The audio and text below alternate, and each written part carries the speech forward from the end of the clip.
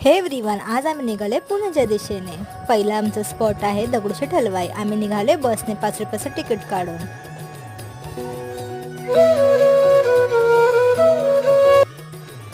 दुसरा स्पॉट आमचा आहे शनिवारवाडा.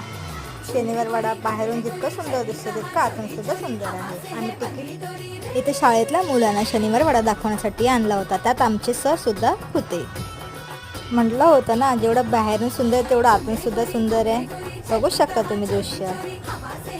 मी मिशोचा ड्रेस फ्लॉन्ट काढते. हे जे म्हातारे काका आहेत ते खूप छान गाईड करत होते शनिवारवाड्याबद्दल. इथे मनोहर त्याचा हात दाखवून त्या बाबांना विचारत होता की माझं पुढचं भविष्य कसं आहे.